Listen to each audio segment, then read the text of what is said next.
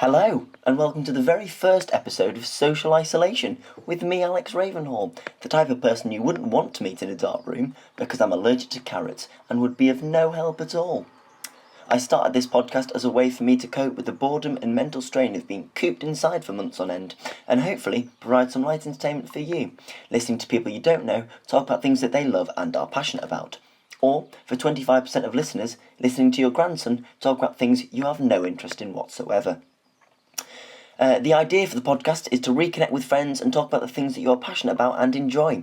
You'll be happy to know that even though I have an encyclopedic knowledge of the methods of communication of Anglican goats, there won't be a podcast on the subject. Talking about things that you love releases those sweet endorphins we're all craving. And so, if you take anything away from the podcast, it's to ring, text or FaceTime that friend you haven't spoken to in a long time and have a nice long natter. Over the following recordings, you will hear discussion on several topics, including acting, comedy, football, Pokemon, music and television. Feel free to listen in to those that interest you, or just listen to them all, and maybe you'll develop an interest from the impassioned discussion. Disclaimer time, none of us are experts in any of these subjects, neither do we claim to have any success in these areas. These are just people talking about things they love and enjoy. Finally, as you can hear, I am recording on this shitty little iPad, so apologies if the sound quality isn't quite that of some of the podcasts. Today I'm talking all things comedy with the brilliantly funny Mr. Edward Mulryne. Ed is someone who I've collaborated with on some comedy projects in the past, and he's just a really funny guy. And we might swear, so I'm just going to put that out there just in case that offends you, and just for you to watch out for that. And yeah, just enjoy this one, because I'm sure it's going to be great. Sit back, watch out for werewolves, and enjoy. Final little bit from me, I like to set myself little challenges throughout these podcasts, and as you'll realise going forward, I most often fail at them. I just completely forget because I get so wrapped up in what's being said. But for this one, for Ed, I'm going to try and get him to say holy water in some context. I might be really bad at this, I might not, but it's something to listen out for at least. Sit back and enjoy. Right, that's enough preamble. Without further ado, I'm going to introduce my amazing guest for today. He is easily one of the funniest people I've ever met. He's a brilliant stand-up who's performed in and around Birmingham for the last 2 years, and I was lucky enough to act alongside him in a sketch show at last year's Fringe. Please welcome a man who is made up of 70% funny bones and has a name that sounds like a festive alcoholic beverage. It's Mr. Edward Mulryne. Hello, Ed. How are you? Hello. Wow, that was an amazing introduction. I don't know whether I'll be able to live up to it, but that was very flattering. Thank you very much. I mean, it was all correct. Let's be honest about this. I do agree with everything you said. So. It's just it's not always said to you, but you're like, you know what? That's bang accurate. Yeah, I am that. Absolutely, yes. And why not? Why not? Exactly, especially at times like this. It's lovely seeing you, Ed. I haven't seen you in a while. We're doing this over Facebook live video. It's very, very fun. But in a way, Ed, it feels a bit like a conference. You know, those conference calls that the kids have been doing these days. And I'm sorry to drop this on you, but that's the truth. This is a conference call. It's in fact an interview. Whoa. What? Yeah, that's... No. It is, Ed. Shut the front door. You've got no choice. And I'm very professional in my interviewing skill. So professional that my first question for you, Mr. Edward Mulryne, is what job am I interviewing you for? What job are you interviewing me for? Well, you're interviewing me for the job of senior press officer to Findus. Findus? Who or / what is Findus?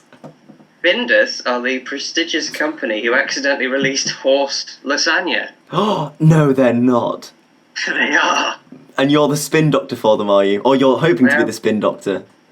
I am the spin doctor, yes. And it's a very difficult job. Because in trying to create a slogan, it's very difficult to come up with a rhyme for equine. Yeah. Have you got any? Twine.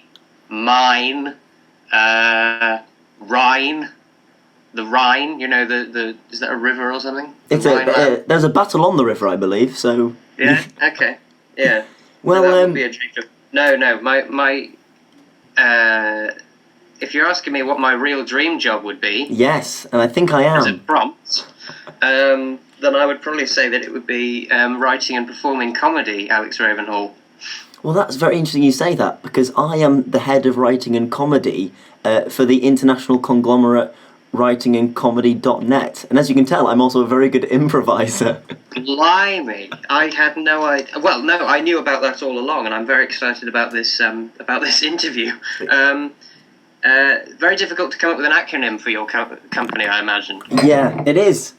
It's one of our main struggles, but we have to make do. Okay, it's a hard industry to get into, and it's a difficult time for us comic and writers. But hang on, Ed. There's someone at the door. I'm so sorry. Come on in. Someone at the door. Yeah. Oh, here he is. Hello, Ed. Ed, this is Henry. Henry Ed. This is Henry the Hermit. Ed. He is actually the majority shareholder for the company that I said that I can't remember the name of. And he's been in his cave for the past 50 years, and he's never heard of comedy, and he feels a bit awkward that he doesn't. So if you could you just explain what comedy is, so he'd feel a bit better about himself, and he can go back to the cave? Of course. Well, first of all, Henry, it's very, very nice to meet you, and I have to say, despite the smell, I like you. Comedy is an art form which takes the form of many different art forms, in which the main focus is on provoking a specific reaction from an audience, and that reaction is laughter. I suppose the classical definition of comedy is merely a narrative that has a happy ending as well, so that's an alternative definition. But basically nowadays, comedy is something that makes people laugh, that has been mediated in some way, I suppose. That explanation was so good that he actually brought a tear to Henry's eye, which is actually a very bad start to the comedy interview. Henry's satisfied with the answer. He's gone off now, so you've passed the first test. You're allowed to have your interview. Bye. Yeah, he's off now. He'll be gone for another 40 years, bless him. He's quite a private guy. But you've met him, so that's quite the honour. Some say.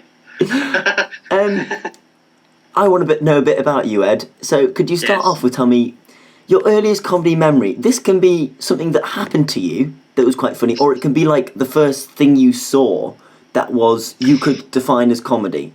Yes. Well, my parents watched a lot of comedy when I was growing up, so it was probably one of the things that they watched. I remember they used to watch a lot of... they had on DVD Dinner Ladies, which is a sitcom by Victoria Wood set in a canteen. And so they'd watch that all the time. But the first thing I remember properly laughing at, where I was aware that it was comedy, was The Vicar of Dibley, the sitcom starring Dawn French. And I remember I asked to be allowed to watch it, and my mum let me watch it on the condition that I didn't repeat anything that I heard. And I remember in series 1, episode 1 of The Vicar of Dibley, it was the classic sitcom episode where you have to introduce the concept and you have to introduce all the characters and all that. And I think it's one of the best examples of that, looking back on it. And I just remember sitting there, and it was on my parents' bed, on a little DVD player, and I remember nearly falling off the bed because I was enjoying it so much. I've only watched that episode of The Vicar of Dibley. Have you? It's not that I wouldn't carry on. It's just we put it on, or it was on Dave or something, and it is a fantastic. It really sets the scene very well for going forward. Well, and yes, and it started a love of Dawn French in me that continues to this day. I think she's very underrated even now as a comedy actor. Just remembering in that episode when one of the characters comes in and says she can't be our new vicar, she's a woman, and she says, "Ah, yes, these are such a giveaway, aren't they?" pointing at her chest, and she's marvelous in terms of first comedy memory or whatever, it would probably just be a memory of laughing very early on. And I remember, do you remember Froobs? Froobs, I do, and I've always hated Froobs. They've always made me feel a bit icky. Well, they came with the slogan, rip their heads off and suck their guts out, which was always attractive to me. And I remember having a Froob when I was very young, maybe about 5 or something, and just joking around with my brother and saying, I had one of the Froobs I didn't like. I quite liked the strawberry ones, but I didn't like the ones that were sort of purple. I don't know what the flavour was meant to be. Blueberry or something? And I remember having it, and my brother and I were saying to each other, "Oh, it tastes like Daddy's old socks." And my mum was in the room, and she said, "When did you last try Daddy's old socks?" And that made us laugh for about half an hour. So that would be those are my earliest. Yeah, for me, and I think I've talked about you before, but I might be mistaken. My earliest comedy memory, you touched on this, is comedy I didn't know was comedy. So it was something I watched that was a comedy show before I realised what comedy really was. Right. And they are 3 touchstone CBBC shows. Yeah. In Sorry I've Got No Head. Yes. Stupid. And the one where I first realised it was comedy was Horrible Histories. Yes. Yes. Which all 3 are fantastic. Sorry I've Got No Head has one of the best casts I've ever seen. It was remarkable, wasn't it? And wasn't Marcus Brigstock in I'm Sorry I've Got No Head and Stupid? I think so, yeah. I think he was. Yeah. Ooh, sorry. But no, you're right, they had amazing cast. If you could stop beating up R2-D2 while we're talking, that would be great benefit. No, I remember watching Horrible Histories. I remember watching it, episode 1 of series 1, because I was so excited about it when it went out, which is quite a novelty nowadays to watch something when it goes out. Yeah. Especially when you've been waiting for it for that long. And I remember absolutely loving it. And in that, it had the 4 King George's songs. You remember that? The Born to Rule stuff, which is such a nostalgic thing for people our age now, the Horrible Histories songs. And I think it's one of the best things CBBC has done. Yeah. So that it's still going today. And it's a very good idea for a sketch show because you basically never run out of material, and half of the material is written for you. Yeah. Because you've just got to find the strange history and then embellish it, essentially. And because the concept of the show is Horrible Histories, then that means you can leave out all the stuff to do with, fiduciary disagreements and things like that. Which are an important part of history, to be fair, but not for the horrible historians. Fiduciary so-and-sos are important, but not in this regard. We don't need them in our sketch show. No, but I saw an interview with a writer. I can't remember his name. He was a comedy writer. He was a writer for Sesame Street. And he said that the reason why he liked writing for Sesame Street was because there was a curriculum, meaning that you never had to start from square one, from scratch. Yeah. You always had the idea to start with, i.e., 1 + 1 is 2, and that's something to build a basis from. Or we're going to do a sketch about sharing. Sharing is good, and you go, okay, well, then we can do this. Much easier than starting with just a blank sheet of paper. Yeah, there's also there are the 2 points. You embellish the history, or you just take whatever history it is and put it in a modern context. So they do the Modern Doctors, where you're in doctor's surgery, but it's ancient remedies. They did The Apprentice in ancient Rome. So it's just a brilliant show, and it is watching it back. It's still funny. It's not just something for kids, I think. I think, that's the key thing, is that it's not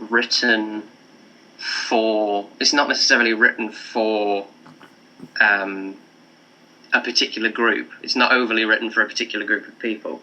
I think it's just, it is genuinely funny, whereas there are some comedy shows on CBBC where you watch and you go, oh, that was clearly made for someone who's 10.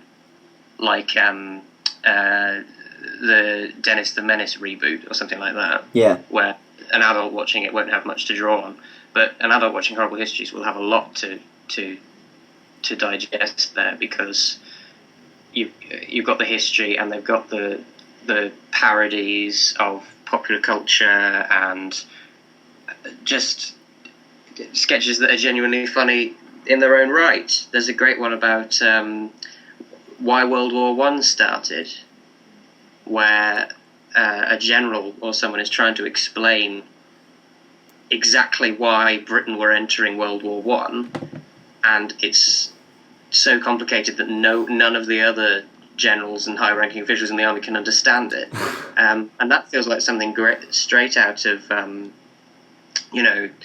Monty Python or Armstrong and Miller, so it's great. It's and so that was it. That's the thing. Like with sketch comedy as well, it's a weird one for me because I didn't realise that's what it was when I watched it. No, and it's a medium that, like, I'd say that it's dying out, but it's not, because like it's just on a different platform. It's on children's TV a lot more, but you don't get the classics that you used to get. I don't think it's more sitcom-y. Oh yes. Well, if you look at Channel 4, the BBC, ITV, it's sitcoms. The places where you find sketch shows primarily now are online. There's a lot of sketch material on BBC Three. Yeah. There's a very good sketch show called Famalam, which is it's got 2 series on BBC Three, and they're full length episodes as well. Mm-hmm. But you're right. I think just at the moment we're favouring sitcoms over sketch shows, because people don't realise that sketch shows are very, very, very hard to do. Yeah. And it takes a lot of work and a lot of people. Only in rare cases are sketch shows written entirely by, say, the double act who are starring in it. Yeah. In the case of something that has an ensemble cast like Famalam, I believe most of them have a hand in writing it. Mm-hmm. But if it's something like Armstrong and Miller or Mitchell and Webb or the 2 Ronnies, they have a huge army of writers working for them. And there's nothing wrong with that. It's just a different way of doing it. Yes. Another thing that I think is interesting is that sketch shows, basically from the 60s to about the 80s, I suppose, when alternative comedy took over, weren't just sketch shows, they were also variety shows. And people forget this, but if you watch an old episode of the 2 Ronnies, and by the way, the 2 Ronnies was first broadcast on this day in about 1971, so that's funny. Yeah. They were variety shows. There would be bits when they'd come on and they'd say, "Ladies and gentlemen, Pan's people," and then you'd watch a dance for 5 minutes. Yeah.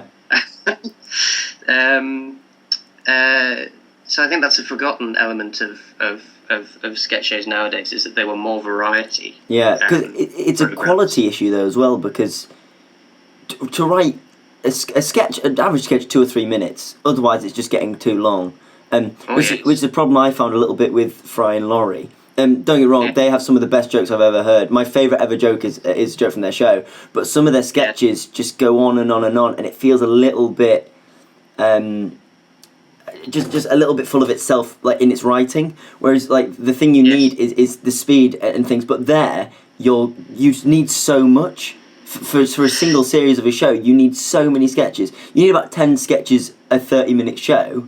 And then that's over, say, 6 shows, and it just racks up, and everyone has to be so unique in itself and funny that that they work in their own right. So you can go back and see on Facebook this sketch from this show, like with it having carried itself on its own, not just within a show. So that's right. I think that is a real difficulty with it as well. That's right, and that's why so many recent popular sketch shows like The Fast Show and Little Britain don't have completely original material every time. What they do is they establish sets of characters and then essentially write the same sketch over and over again, where you know exactly what's going to happen, and there'll always be this catchphrase and then this punchline and then blah blah blah blah blah. Which I think, I just beat someone up. Which I think I don't entirely object to that, but I do object to them doing it for a very long time. Yeah. Like, if you take Little Britain as an example, it's incredibly dull by episode 4, I find, anyway, because you know exactly what's going to happen, and it just feels a little bit insulting to be shown the same thing over and over again. Yeah, it's the same gags, there's nothing new coming off it. No, and I know why they do it, and I think that in theory it could be a very good thing, because essentially if you have an established set of characters, you can do a mini sitcom each time, just with that character. And there are plenty of original sketches in Little Britain, which they only go to once and all that. But certainly in the case of something like The Fast Show, it's not something I'm a fan of. In fact, the best Little Britain there is, I think, is the special, the Little Britain Abroad, because I don't know, it just seems more polished than all the rest of it. So if you want the best Little Britain, in inverted commas best, then I'd say watch those specials. The specials, but it's not a show I'm a fan of anyway. So there you go. Yeah, it's been in the news recently, Little Britain, because it might be coming back, and a lot of people are talking about it in terms of current politics and all that. People are saying that you can't do this anymore, you can't do that anymore. But I think that's a risk that happens when you work with exaggerated stereotypes. Yeah. But if that's what you're getting your gags off rather than the writing itself, that is the danger. And there was that's a can of worms anyway. That's a whole issue in and of itself. Yeah. We've talked a lot about sketches. And this might be your answer for the next question, it might not be, but what's your favourite platform of comedy? And for my examples, I said kind of stand-up sketch, but I also then said TV movie, and once again, you can get sketch movies, you can get TV sketches, or you can get like internet sketch groups, or like fringe performance sketch groups, and you can get stand-ups in all those regards as well. So like, what's your kind of, what would you sit down and watch that was a comedy, knowing that this is your pinnacle? This is the thing that you enjoy watching the most. Not stand-up, really. Certainly not filmed stand-up. Yeah. Because I think unless it's exceptionally well done, I find a lot of stand-up very, very boring. Certainly the kind you find on TV. And I hope I don't come across as a snob there, but I find that a lot of it is very, very similar, and I think a lot of the comedians you see on TV, it's not nearly as inventive as it could be in the writing of it, and I think there's a particular kind of observational stand-up comedy that I don't respond to at all. I just find it incredibly dull and safe. People like Josh Widdicombe, for example. I don't really respond to that type of comedy, and I think it's partly because I don't see the joke in pointing out that spoons in Pret-a-Manger aren't up to standard, or and I think it's partly because it's the old thing of I haven't experienced what they're talking about, so there's very little to get from it. Having said that, there is some filmed stand-up that I absolutely love. Greg Davis is a wonderful... Is this Your Magnificent Beast? You Magnificent Beast, the Netflix one, or just in general? I haven't seen that. I've still got that to watch, but his first 2 DVDs I've got, and they are called Firing Cheese Balls at a Dog and The Back of My Mum's Head, and I've watched those over and over and over again, because... he's a brilliant performer overall. He's not just good at stand-up comedy, and he has the gift that Dave Allen had an old Irish comedian, Dave Allen, which is that he can tell a story absolutely brilliantly and better than a lot of his peers.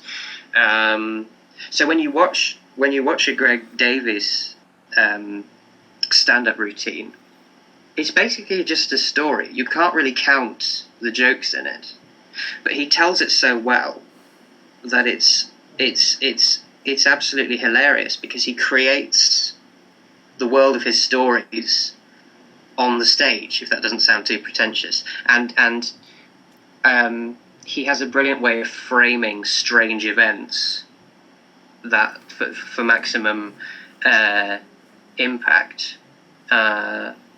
So I'd probably say that film stand-up comedy is perhaps the one I like the least. Yeah. Overall, apart from in very exceptional cases. But I think that might go for any medium, I think what I find funny is stuff that I find funny, and that can change, and that's not necessarily specific to a medium. More often than not, nowadays, if I'm watching comedy, it'll be a sitcom.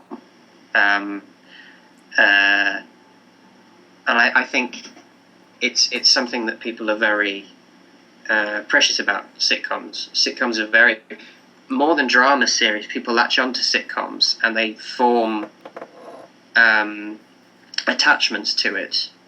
And if it's a long-running sitcom like Friends or Brooklyn Nine-Nine or It's Always Sunny in Philadelphia, people start to attach themselves to the characters.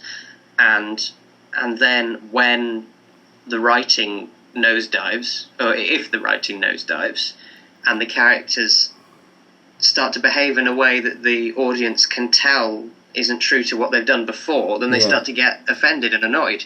And I think that's a tribute to how unique sitcoms are in their ability to capture people's imaginations, if that makes sense. Because I think what you can do in a sitcom is it is a little bit like going and visiting friends for a lot of people. If not intended. Which is why there are so many sitcoms about families and workplaces. So yes, sketch comedy. I'm always willing to watch a new sketch show, but I switch off more quickly than with a sitcom. I think just because it's so bitty, and various sitcoms sketch shows are variable in their quality, even the best ones. Yeah. So yes, I think I'd say that sometimes I really like sketch shows that are very outlandish and try to break the mold and all that, like Spike Milligan's Q series, which if you can find is mind-blowing, or Monty Python and all that. And then sometimes I really like the more traditional stuff. I'm sort of somewhere between, and by traditional stuff I mean Morecambe and Wise and the Two Ronnies, and all that. And then there's also radio, which I absolutely love. I love radio comedy because it's so immediate. It's there and then. Sound effects apart and music apart, the only way you can get a laugh on a radio is through the writing. Yeah. And the performance of it. So it's perhaps the most exposed. In a similar way to stand-up, it's exposed, and it's fragile in a way that sitcoms and sketch shows aren't. So going back to the actual question you asked, probably sitcoms. Sitcoms. A sitcom, yeah, because overall. With the writing nosedive that you mentioned about sitcoms, I 100% agree. I am someone who has watched... I will watch every single episode of a show. Community, Peep Show... Peep Show less so. But The American Office and... What was the other one? Always Sunny in Philadelphia. And I feel like one of the problems where the writing nosedives is and quite often, I'm not saying it's the set rule, but in kind of American shows, they release 22 episodes a series, and they release over 10 series a show. There is no way even the best writers can keep up that standard. No. I can't think of an example. Personally, I don't think Peep Show's writing falls, but that's because they have 6 episodes a season. Whereas the American Office, Scrubs, you could argue as well, have these 22, 25 episode series where they just cannot maintain that for a 10-year process. So it's a thing about people are desperate for quantity, and if that's the case, you've got to expect the quality to diminish, because you can't have both to that fatiguing extent of 25 episodes a series. But that is a very interesting point. I would say mine is sitcoms. But then again, I love a little bit of everything. But I'd say overall, the thing that I would sit down and watch is a sitcom as well. What's your kind of favourite genre then? Just things like slapstick, punny. You mentioned storytelling as one with Greg Davis.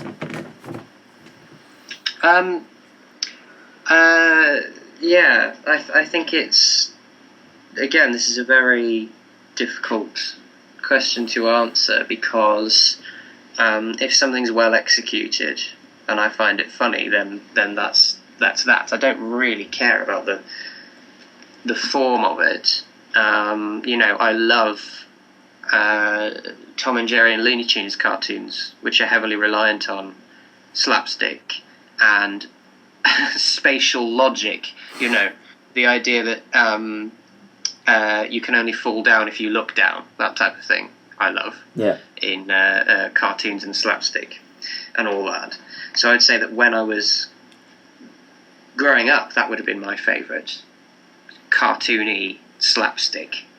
And then as I've got older, I think my preference is now for very... I quite like snappy jokes. Like the thick of it type thing. I like patter, sort of old-fashioned style, set-up punchline humour, which is why I love Morecambe and Wise so much. Where it be like that. So I don't know what you would call that really, other than quick. Sorry? Quick wit. Quick, yeah. And I do like old-fashioned jokes, especially stupid jokes. Would you say it's maybe not punny, but sometimes punny, in the sense that absolutely. Yeah. I think puns are still very underrated, but there is a way to do them and a way not to do them. There are some comedians who pride themselves on the fact that they only do pun-based humour, and I just think that's too on the nose. I think you should just tell your jokes. Yeah. Market yourself on the fact that you do a lot of puns. But it's also in the delivery of it in terms of pun-based humour. Because there comes a point where, if a modern comedian uses a pun, and they give a certain look to the audience and all that, it could be called meta humour now. Yeah. Which is a slightly ugly term. Where it's as if the comedian's going, I know this is terrible, and I want you to laugh at the fact that I know this is terrible. Anyway, I do love pun-based humour and patter. I also love dark comedy, black comedy, tragic comedy. I think a lot of my favourite films are ones that aren't comedies but are very funny, and we've talked about this a lot before. Martin McDonagh films do a lot of that. I was about to mention myself. In Missouri, in Bruges,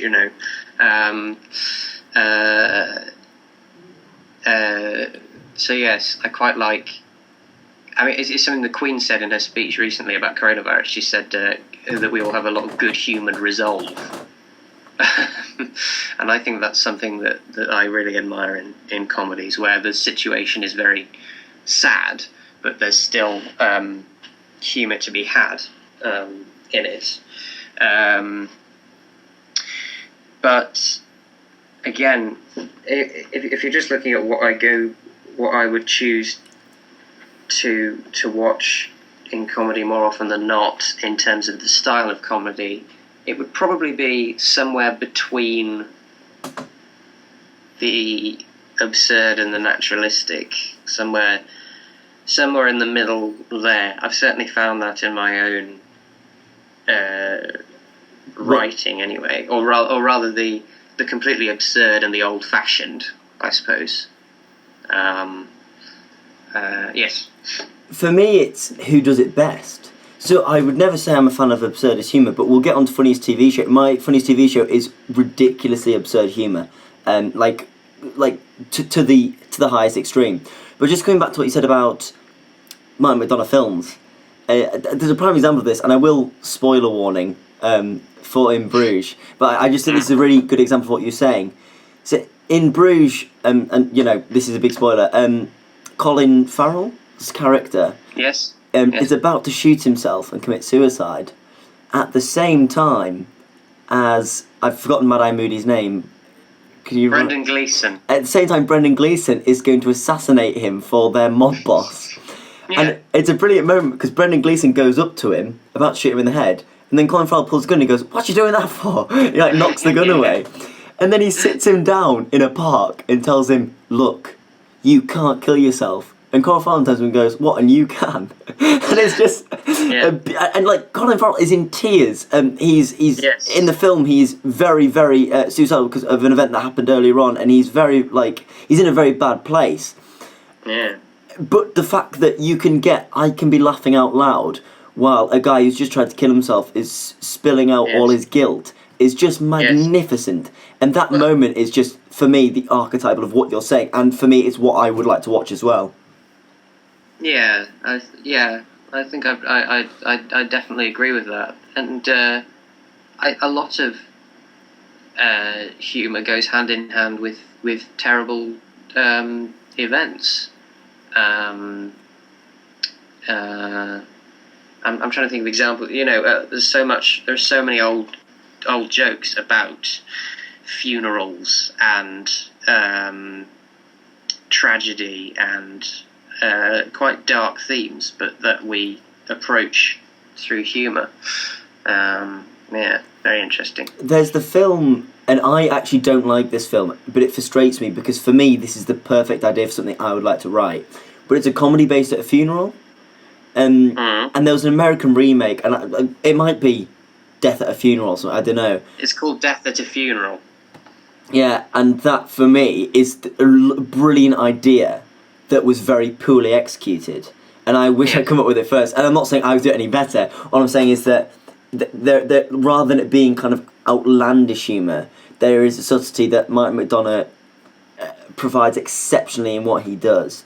And I've mentioned In Bruges as easily, I think, my funniest film, and obviously one of the most heartbreaking. For you, what would you say is your funniest film? You might have already mentioned it as well. Oh, funniest film.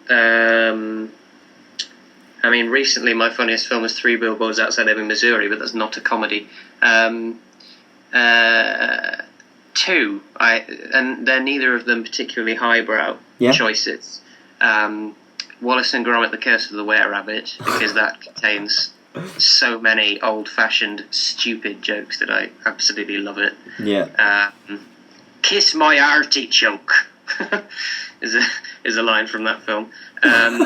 And the Simpsons movie as well, because I love the Simpsons and I love the Simpsons writers, and for that film they gathered them all. They gathered all the best ones together, all the people who'd been showrunners, and they created a very, very tight script that is stuffed full of jokes, and that's what they do on the Simpsons even now. Someone writes an episode and then they take it to the writer's room and they stuff it full of as many jokes as they can, and I think that's a very admirable way to do it. Yeah, you are providing for your audience no matter what in that. Like, even if the overall narrative isn't there, you are providing things every single frame of cartoon. Well, yes, and the thing about the Simpsons movie that I found very inspiring is I watched it with the. If you get it on DVD, you can watch it with the commentary with the writers, and they say in that there were over 100 drafts for the script of the Simpsons movie. Oh, yeah. And it really, really shows. And it's something I found. I mean, I haven't done that much writing, but what I found is that the hardest part is the first draft, and then which is where you just you basically just shovel your ideas together, and it's a terrible mess. Mm-hmm. And then when you're redrafting, that's actually the nice bit where you can go back and say, well, I'm taking that out. Let's put this in. Let's shorten that. Let's make this as funny as possible, and that's where you actually start to think what it would be like for someone to experience this script, as opposed to you just getting all your ideas out. Yeah. There's more of a reflection on like what your audience is going to see as well, rather than it just being, as you say, this bundle of tied together ideas that you're just throwing at a page, and then you can really iron it out. Well, that's why I think when people say comedy films, I think a lot of animated films are very underrated in this regard, because animated films generally take about 3 to 4 years to make. Yeah. And the voice actors, they keep rewriting it, so they have to keep getting the voice actors in. So when you go and see an animated film, you see basically the most honed version of a film you can see. Mm-hmm. In every single department, because there's no set, there are no shooting schedules or deadlines or anything like that. You can be as precise as you possibly want to, basically up until the last minute. And Glenn Keane, the animator, calls animators actors with pencils, so you can see in an animated character's performance the comedic abilities of the actor, the comedic abilities of the animator, the comedic abilities of the writer, all working together in a performance that's been honed over 4 years. That's why people responded so well to the genie in Aladdin, because it was a marriage of all those things, and you don't get that as often in live action films. Yeah. What is quite impressive, especially about the genie, is he would improv some of his lines, which for a animator is a death sentence, because they've just got to work around him. But that, as you say, like, they just get this perfect end product, because they've got the time and they can really scrutinise and get it to its absolute prime. Yes, but that's the thing. Apart from in the area of improvised comedy, or improv, or impro, some people call it. Impro, I've heard, is the English term, and improv is the American. Really? Yeah. Unless it's in improvised comedy is precise, Yeah. Even if it doesn't look like it, it's precise. If you go and see someone like Stuart Lee, if you have to, he'll look very disorganised and even tired on stage, but as a performer and as a writer, he's always thinking 5 steps ahead, on exactly the effect it might have on an audience. That's the great thing about comedy, is that it's unique in that it's based on a single response. Will they laugh or will they not? Yeah. And calculating what to do in order to make that happen is impossible. It's weird you say on the precision point, because my mind just turned to Bo Burnham, who completely, like, his comedy is basically a fuck you to everyone. And he's very, very talented, but he's so wrapped up in himself that I personally love him, but it like everything he does is against everyone else. Yes. And yes. so my example for yours, when you're saying about precision, was in one of his stand-ups, he accidentally knocks over a bottle of water and he goes, "Oh, what am I like?" And then a I've seen song it. starts saying, "That was meant to happen. That was meant to happen." And I find that hilarious. But what Bo is doing there is he's saying, like, this is all ridiculously scripted. Don't think that I'm off the cuff. Like, there is, like, he takes away the performance, but then he plays into another performance. It's like it's quite a meta performance within itself. And obviously that is a word we want to stay away from, meta, because there is a fine line between meta and poor content that you just Laziness. which is not the case with Bo Burnham at all. I just like to put that out there because Bo is like, everything he does is so well constructed, but like that's what you have to be careful of with meta inverted commas humour. You're right.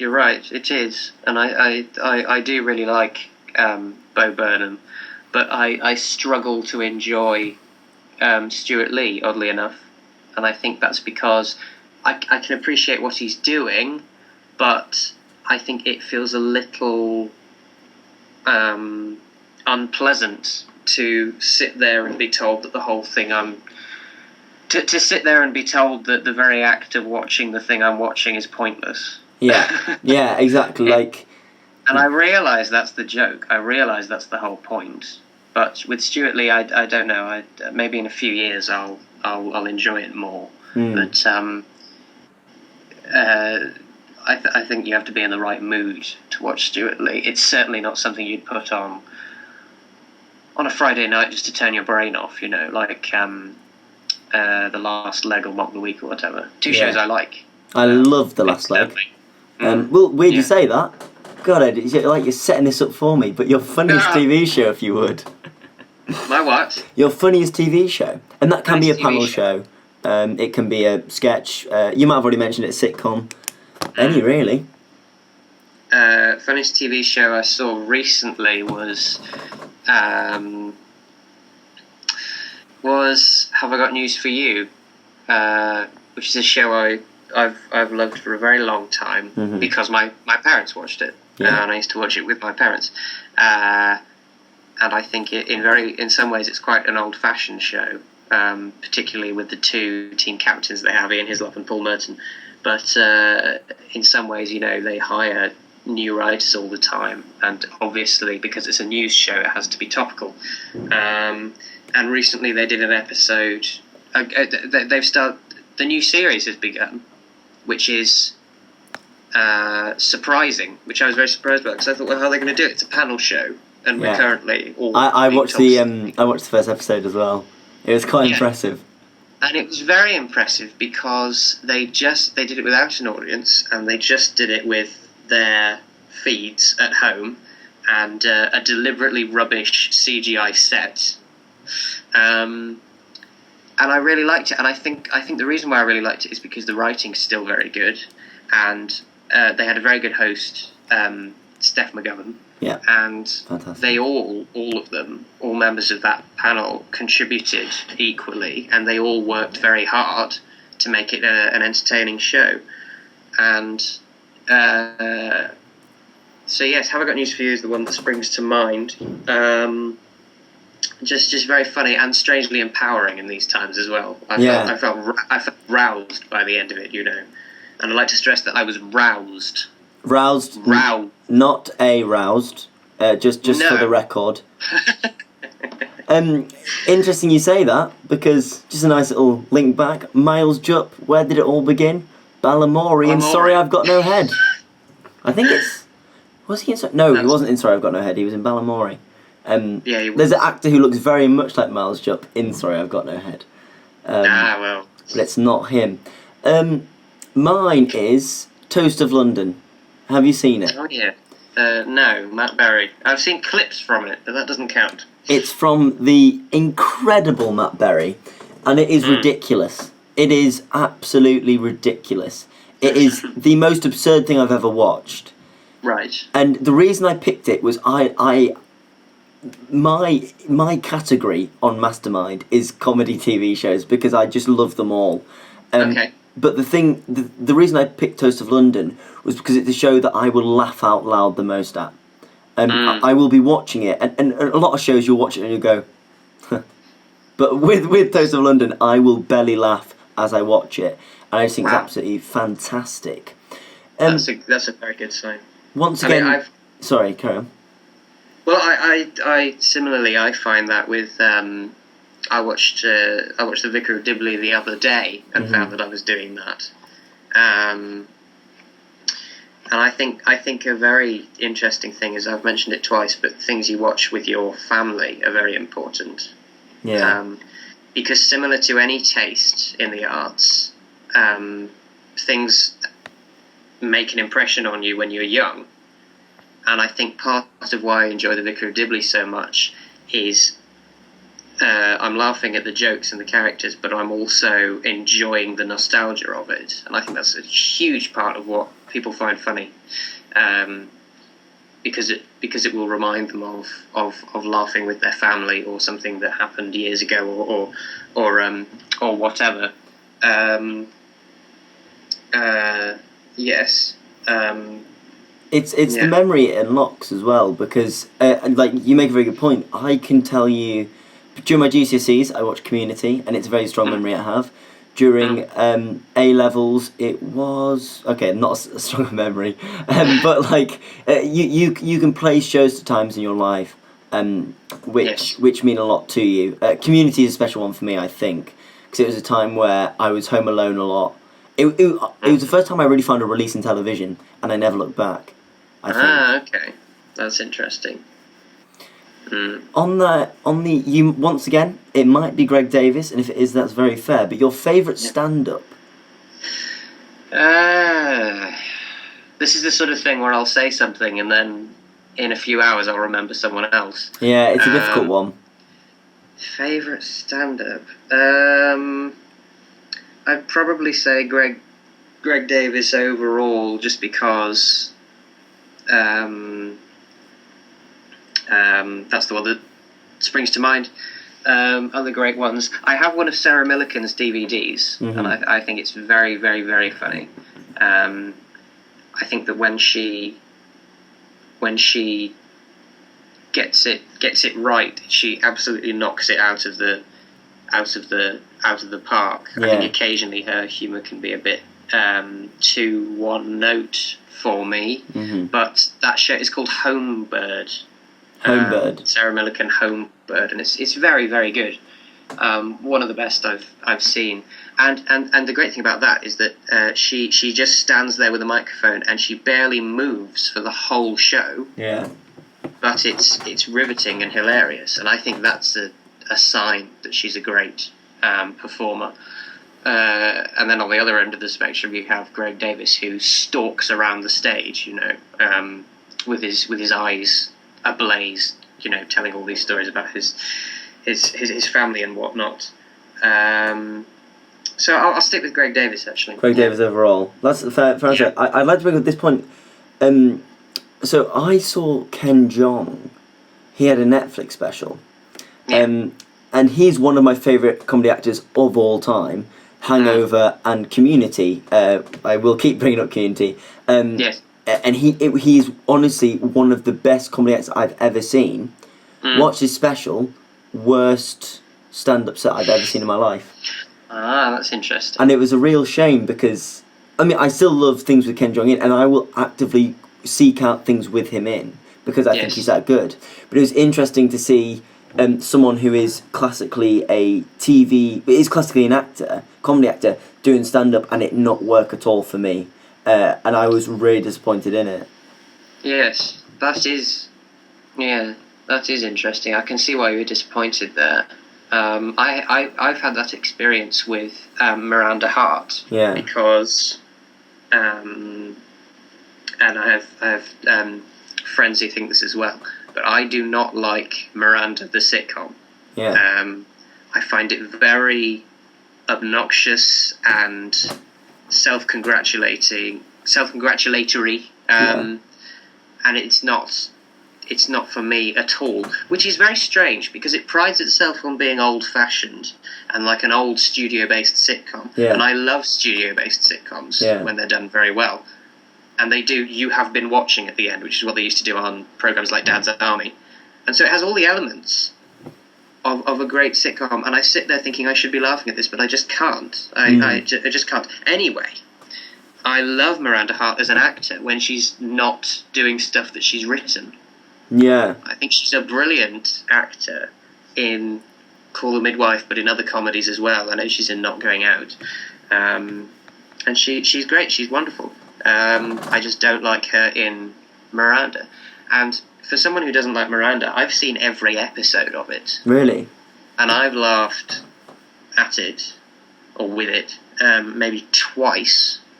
And I even watched, they did a reunion special at Christmas time at the London Palladium, which is a great venue with a long history of comedy. And it was one of the most self-indulgent things I've ever watched. It almost made me feel sick watching it. Because they were treating it not as if it was a sitcom, but as if it was a way of life that people followed as a religion and all that. Yeah. And Miranda Hart was there presenting it. She was presenting a tribute essentially to herself. Even though the sitcom isn't autobiographical, blah, blah, blah. It was so horridly saccharine and self-indulgent, which for me just summarises the whole show and the whole disappointment I have at not liking the show when I really like Miranda Hart. Yeah. She was also in Spy, which is an American film with... well, if we must. Yeah. And she was fantastic in that. I agree. I think she's a very good actor. And I loved her in Call the Midwife. I thought she was actually fantastic. We're going to skip past worst comedy experience just because for time, and it's also a little bit negative. So we're going to stick with positive, and now I'm going to ask you more personally, what is the favourite comedy performance you have ever done? There was a fundraiser which you organised, which was all improvisation games. That's one of my best experiences, because similar to you, I was absolutely terrified beforehand, and I didn't think I could improvise at all, but a miracle happened or something, and we did it, and it was just so much fun.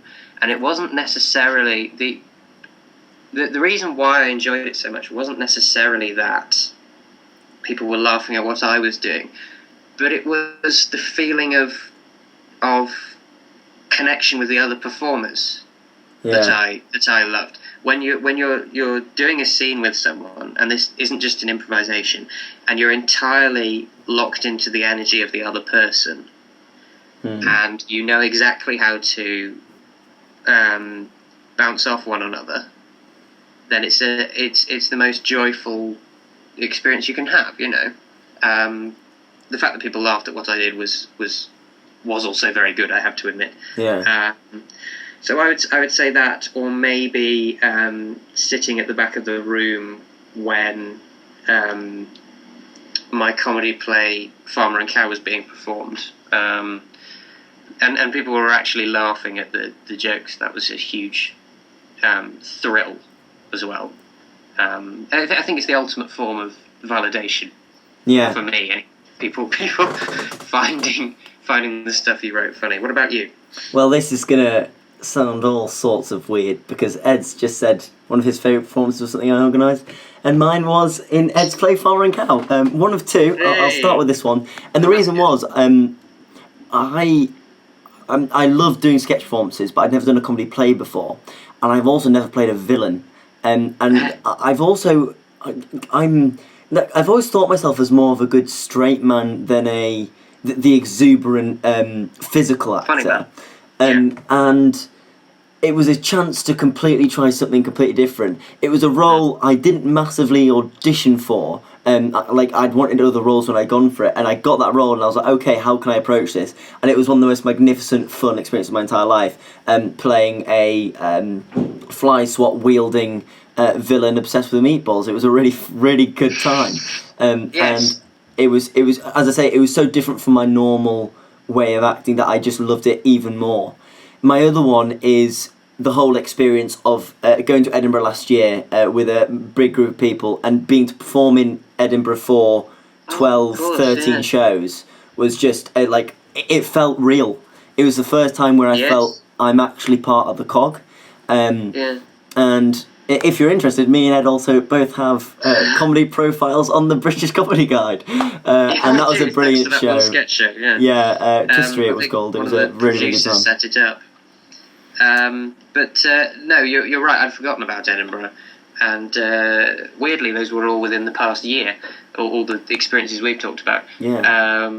The great thing about Edinburgh was the roughness of it and the unpredictability of it, and I learned a very valuable lesson there, and I learned it stronger than I had learned it previously. That sounds moronic, but anyway, which is that, if you have a bad show, you just have to carry on. That's all you can do. Yeah. If you don't hear any laughter at all, if you bomb, as it's called, you just have to come back next time and try again. It's a really important message and lesson. You mustn't give up. It doesn't mean it's not for you, because you can say a line one night and there's complete silence, and then you can say it the next night and it brings the house down, and sometimes you won't know why. So you can't get too dismayed when it doesn't go well. And similarly, when something does go well, you need to count your blessings and not assume that it's going to happen every time. Yeah. So it's there's no golden line in comedy where you're going to hit it every night. And I agree. There's something in that about adaptability. Being able to adapt what you're doing, like not completely, not change everything, but in the way you approach every night. Like, you've got to work an audience more than you would think. And yeah, it was like, I had some of the best performances I've ever had there. I think it was like our 7th or 8th performance, we had a sellout. It was brilliant. It was such an amazing vibe. And also, we had so many people we didn't know there. It was such a lovely, amazing experience. And then other nights, you do get walkouts, and you on stage, it can be all, you get heckled doing sketches. And that is a very interesting one, because heckling as a stand-up is one of the, like, you can really control a room by reflecting that. If you're doing sketches, if you're doing written material, it's a completely different thing, and it really can throw you off. And so I just think, as a whole, it was the most profound comedy experience I've ever had in my entire life. And it inspires me to move on, and I take so much from it that I take into my own writing and things. It was just an absolutely incredible experience. Well, me too. And what I also took away from it is the fact that when I write now, I half do what I would find funny, and I half imagine the line being said in a room in front of a group of people. Yeah. Without a door and with water streaming down one of the walls. Without a door and with water streaming down the... Yes, exactly. I think you have to think about not the practicality of it necessarily, I think that's too strong, but the fact that someone is going to have to say this line, the fact that someone is going to have to hear this line, you know. The fact that it has to exist in an actual space as opposed to just on a page and in your head, and that can be a very difficult thing to do. Yeah. But yes, good choices. Final question, although we might run back to worst comedy experience if we've got time.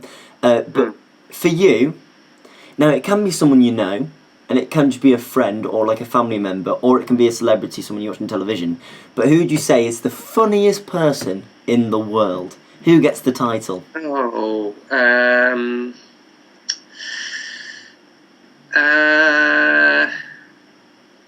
mean, there are a lot of people who are unintentionally hilarious. Yes, very true. Like Anne Widdecombe or people like that.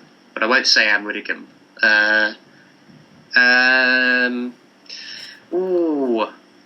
Funniest people in the world. I'd probably have to say my two friends with whom I have a little band at home, whose names are Daniel Denton Harris and Alex Cook. Not Ravenhall. It's an easy mistake to Not make. Ravenhall, though you would be in the list, Alex. I have to say. I think the great thing about because the three of us are sort of we do, I think all three of us want to do something to do with performing, and we do all like doing comedy. And I think the great thing about writing and performing with people, especially if they're your friends, is they often say the things you wish you had said. Yeah.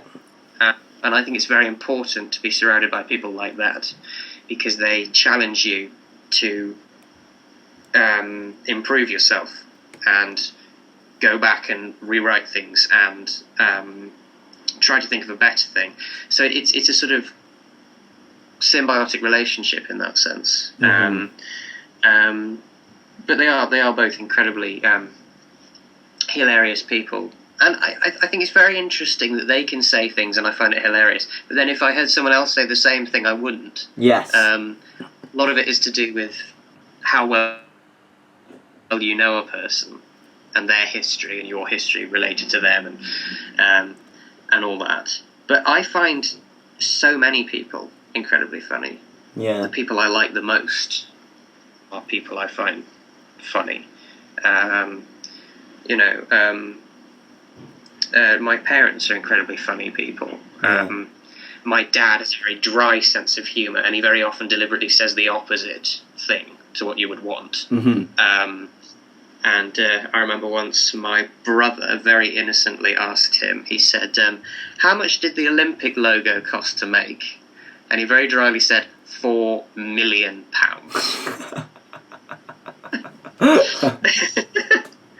There's just stuff like that always happens in our family. And my mum similarly has a very dry sense of humour. Yeah.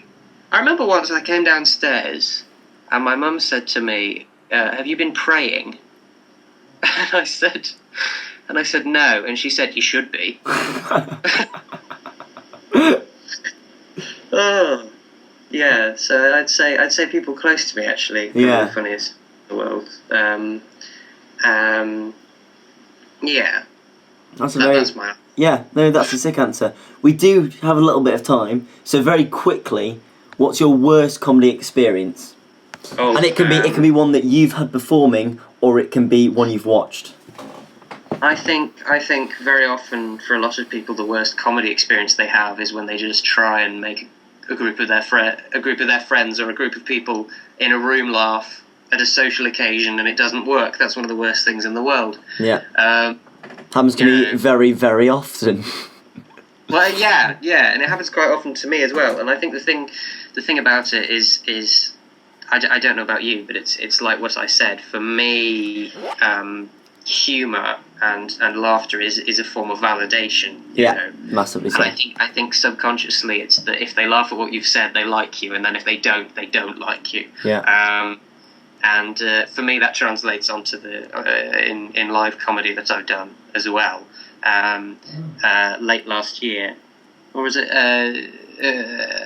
around October, November time, I did a stand-up night with the Birmingham Footnotes Comedy Society. Yeah, who will be getting a shout out at I'll shout them out just now. Please do follow the Birmingham Footnotes Society on Facebook, because me and Ed wouldn't be talking about a lot of these things if it wasn't for them. They're absolutely not. Very good comedy society, so yeah. I did a stand-up night, and I didn't hear any laughter at all during my set. And I didn't have an ending for the set either. I just said, I'm going to leave now. And it was just awful. I went home very, very angry with myself. And so that's probably those are my two examples. The first being any social situation where people don't laugh, and then the second one would be that specific stand-up night. Yeah. Well, that's the thing. Comedy, you've got to put yourself out there, and you have during this podcast. Ed, you've been very honest and very truthful, and I've absolutely had a sick time. But to secure the job, you have to answer one final question. So this is for you to join the international conglomerate of writing and comedy. And the question is... Yeah. What liquid apart from wine do they have at churches? What liquid apart from wine do they have at churches? And it's not a joke.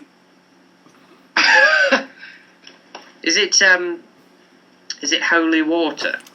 Ed Mulryne, you have smashed it. You've got the job. Thank you so much for being involved. I'm so pleased. First, a huge thank you to Ed for being magnificent. We have 10 podcasts coming out over the next couple of weeks. And yeah, please listen along because we have some fun times. Thanks so much for listening. And remember, FaceTime and speak to those people you love and you haven't seen in a while during the isolation. Thank you very much. Good.